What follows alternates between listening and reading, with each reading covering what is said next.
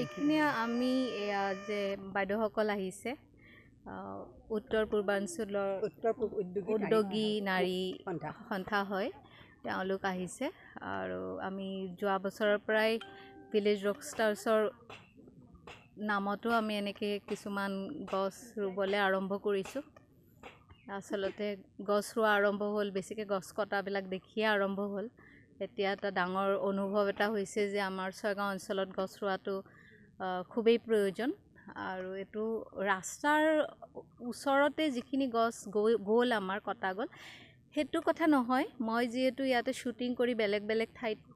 মানে গৈ থাকোঁ বেলেগ বেলেগ অঞ্চলত বা গাঁৱত মই এনেকুৱা এটা মই দেখা পাইছোঁ যে বহুত সহজতে গাঁৱৰ ভিতৰৰ গছবিলাক ডাঙৰ ডাঙৰ গছবিলাক বিভিন্ন কাৰণত কেতিয়াবা নিজৰ কোনোবাৰ বিয়াৰ কাৰণে হওক কোনোবা গা বেয়া হৈছে তেনেকুৱা উদ্দেশ্যতে হওক তেওঁলোকে পটককৈ গাছবিলাক কাটি দিয়ে গতিকে এইটো এটা ইচ্ছা এইটো এটা আমাৰ এটা এনেকুৱা ধৰণৰ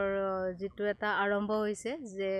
কেনেকৈ আমি মানুহখিনিক বুজাব পাৰোঁ যে গছখিনি আমি ৰাখিব লাগে নতুন গছো ৰুব লাগে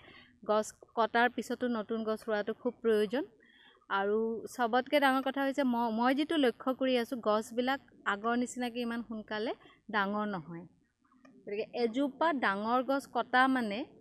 মই এনেকুৱা মোৰ এটা যিটো অনুভৱ সেইটো হৈছে যে 100 গছ ৰুলেও 100জোপা গছ ৰুলেও এজোপা ডাঙৰ গছৰ সমান হ'ব নোৱাৰে কাৰণ এজোপা ডাঙৰ গছ হ'বৰ কাৰণে 100 বছৰ লাগি যায় আৰু মাটিৰ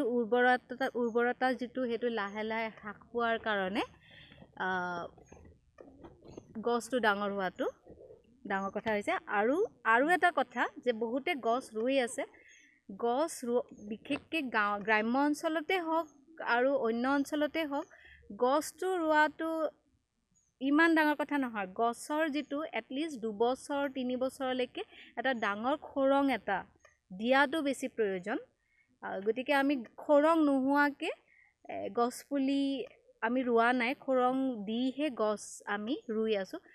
আমাৰ লগত সংগঠন তেওঁলোকেও আচলতে কণ্ট্ৰিবিউট কৰিছে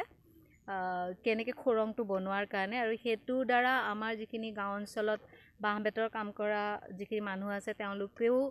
তাৰ পৰা লাভৱান হৈছে আৰু বাঁহৰ যিটো আমাৰ বাঁহৰ প্ৰয়োগটো আচলতে বেছি হ'ব লাগে বুলি মই ভাবোঁ সেইটো এটা কথা গতিকে এনেকুৱা এটা কিছুমান উদ্দেশ্য চলি আৰু তাৰে লগতে আৰু মই দেখিছোঁ কিছুমান গছ পটককৈ উঠি যায় কিন্তু সেইখিনি গছ আমাৰ প্ৰাচীন গছ হয়নে নহয় আমি প্ৰাচীন গছ ৰোৱাটো খুব প্ৰয়োজন আমাৰ যিটো নেটিভ গছ যেনেকৈ মই এইবাৰ এই যোৱা বছৰ যেতিয়া আমাৰ ঘৰত তিয়ঁহ দেখিলোঁ মই যেতিয়া মুম্বাইত থাকোঁ মুম্বাইৰ সৰু সৰু তিয়ঁহবিলাক তাৰপিছত মই আৰু কওঁ আমাৰতো একদম ডাঙৰ ডাঙৰ তিয়ঁহবিলাক এইবাৰ মোৰ ঘৰৰ বাৰীত একদম সৰু সৰু মুম্বাইত দেখা আমি যিটো মুম্বাইত খাব পাওঁ সেই তিয়ঁহটো লাগিছে মই মাক ক'লোঁ এইটো কি হ'ল আমাৰ তিয়ঁহটো ক'ত গ'ল গতিকে আমি ক'ব নোৱাৰাকৈ মই যিটো এটা লক্ষ্য কৰি আছোঁ কেনেকৈ যে আমাৰ বস্তুবিলাক লাহে লাহে মাছ হওক গছ হওক ফল মূল হওক নোহোৱা হৈ গৈ আছে আপোনালোকে বা আমি গমেই নাপাম 10 বছৰৰ পিছত ইমান এটা সলনি হৈ যাব তেতিয়া এনেকুৱা লাগিব যে এইজোপা কঁঠাল আমাৰ হয়নে নহয় আমাৰ ঘৰত আম দুজোপা ক'ৰ পৰা আহিছে নাজানো 12 মাহে লাগি থাকে গতিকে এনেকুৱা এটা যাতে অৱস্থা নহয় সেইটোৰ কাৰণে আমি এতিয়া সতৰ্ক হ'ব লাগে সেইটোৰ কাৰণে যিখিনি পাৰোঁ আমি লগ লাগি কাম কৰাৰ কাৰণে এটা ইচ্ছা কৰি আছোঁ আৰু আমি এটা মডেল এটা যিমান পাৰোঁ সৃষ্টি কৰিবৰ কাৰণে চেষ্টা কৰি আছোঁ কাৰণ সহায়টো কেনেকুৱা বস্তু আমি যদি নিজেই বুজি নাপাওঁ আমি হাতে কামে নালাগো য'ৰেই পৰাই নহওক চৰকাৰ হওক বা বিভিন্ন সংগঠনৰ পৰাই কিবা যদি অৱদানো আহে সেইটো আচলতে কামত নাহে গতিকে আমি নিজে লাগিব লাগিব তেনেকুৱা এটা যদি ইয়াতে মডেল এটা আমি কৰিব পাৰোঁ তেতিয়াহ'লে সেইটো অন্যও লৈ ল'ব যেনেকৈ আমি কি কৰিছোঁ স্কুলত আমি যদি গছ পুতিছোঁ অৱসৰপ্ৰাপ্ত শিক্ষকসকল বা প্ৰাক্তন শিক্ষকৰ নামত দিয়া হৈছে আমি এখন তাতে সৰু প্লেট বেনাৰ এখনৰ নিচিনাকৈ আমি লগাই দিওঁ আৰু গাঁৱত থাকিলে গাঁৱতো আমাৰ যিখিনি মুখীয়া মানুহ আছে বা যিখিনি মানুহ আমাৰ ঢুকাই গৈছে আমাৰ মাজত নাই তেওঁলোকৰ নামত আৰু সেইটোৱে কি হৈছে এটা আবেগ মই দেখা পাইছোঁ যেতিয়া গম পাইছে যে মোৰ ককাৰ নামত গছ এজোপা বা মোৰ দেউতাৰ নামত বা আইতাৰ নামত তেতিয়া মানুহখিনিৰ এটা যিটো আবেগ এটা তাৰ লগত জড়িত হৈছে সেইটো আমি আৰম্ভ কৰিছোঁ। নৰ্থ ইষ্টতে আছে, নৰ্থ ইষ্টৰ বিভিন্ন ষ্টেটত আছে আৰু অসমৰ প্ৰায়খিনি জিলাতে আমাৰ আছে। আমি এনেকৈ মহিলা সবলীকৰণৰ কাৰণে বিশেষকৈ আমাৰ যে আজি যেনেকৈ আমি বাঁহৰ এইটো যে বনাবলৈ দিছোঁ, এই বাঁহৰ যিবিলাকৰ বাঁহ আছে তেওঁলোকৰ এটা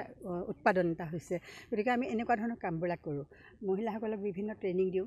তাৰপিছত তেখেতসকলক ট্ৰেইনিং দিয়াৰ পিছত বেংকৰ লোনটো আমি মানে কৰাই দিবলৈ চেষ্টা কৰোঁ। কৰাই দিম বুলি ক'ব নোৱাৰোঁ, আমি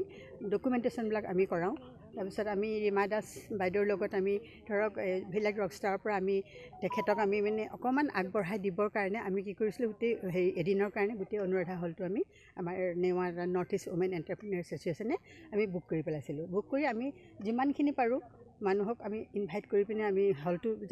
যাতে তেখেতৰ চিনেমাখন চলে ভালকৈ, সেইটো আমি এনেকুৱা ধৰণৰ কামো কৰোঁ। কাৰণ মহিলা এগৰাকী আমাৰ গোটেই পৃথিৱীত নাম ৰাখি আমাৰ নিজৰ অসমখনৰ কাৰণে আমি তেওঁৰ নামটো লৈ ভাল পাওঁ। ইমান যে ভাল লাগে, আজি আমি কিমান চাৰিওফালৰ পৰা মানুহখিনি লগ লাগি তেখেতৰ ঘৰলৈ আহিছোঁ আৰু তেখেতে এইখিনি আয়োজন কৰিলে। আমি যিহেতু আমি বৃক্ষৰোপণ এটা আয়োজন আমি কৰিয়ে আছোঁ, এই কামটো কৰি আছোঁ আমি এতিয়া বিভিন্ন ঠাইত। আজি গোটেই কামখিনি তেখেতে আমাক সহায় কৰিছে, স্কুলখনে আমাক সহায় কৰিছে, বহুত সহায় কৰিছে তেওঁলোকে। আৰু এখন স্কুলত আমি ৰুলোঁ আৰু এখনত আমি যাম। আমি আজি 4 ঠাইত হ'ব। এই গোটেইখিনি কিন্তু ৰীমা দাস বাইদেউ আৰু তেখেতৰ এই সৰু ছোৱালীজনী যে তেতিয়াৰ ধুনু, তেওঁ মল্লিকাই গোটেই আগভাগ লৈছে আৰু আমাৰ ফালৰ পৰা আমাৰ মহিলাখিনি আমিখিনি আহিছোঁ আৰু আহি যিমানখিনি পাৰোঁ কৰিছোঁ আৰু।